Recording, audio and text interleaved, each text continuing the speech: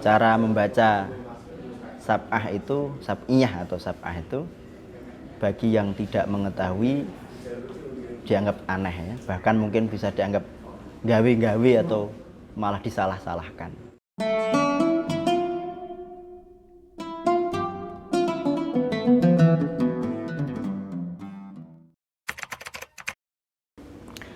Memang Al-Quran itu yang populer di Indonesia, bahkan di seluruh umat Islam di dunia itu kita menggunakan namanya riwayat Hafs, qiraat daripada Imam Asim, Thariq Asy-Syatibiyah.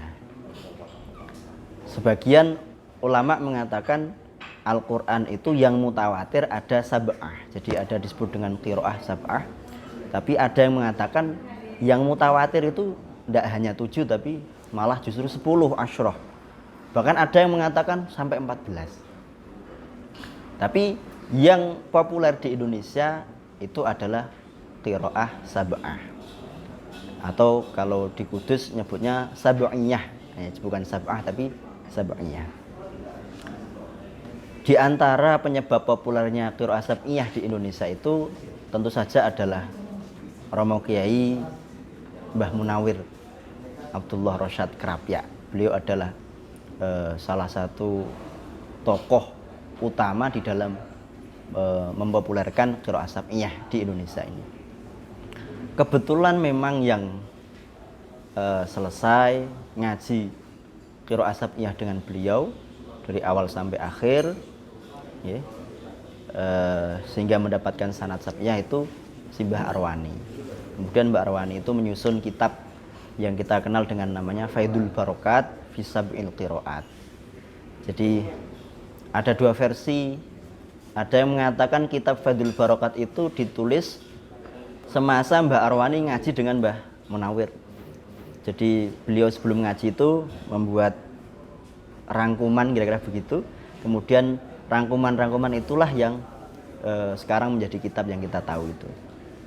Ada yang mengatakan beliau menulis itu ketika sudah kondur atau sudah di dalam, ketika beliau mengajarkan kepada murid-murid supaya mudah, beliau membuat rangkuman itu. Maka jadilah kitab Faidul Barokat fi Sab'il Qiraat.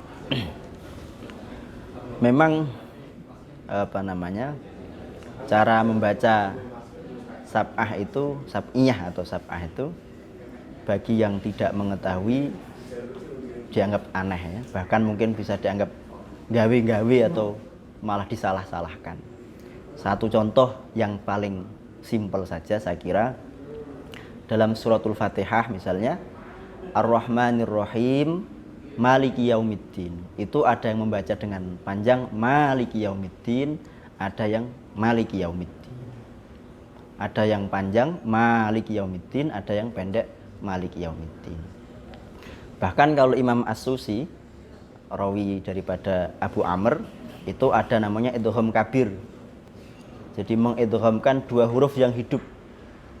Ar-Rahmanir Rahim Maliki Yaumiddin.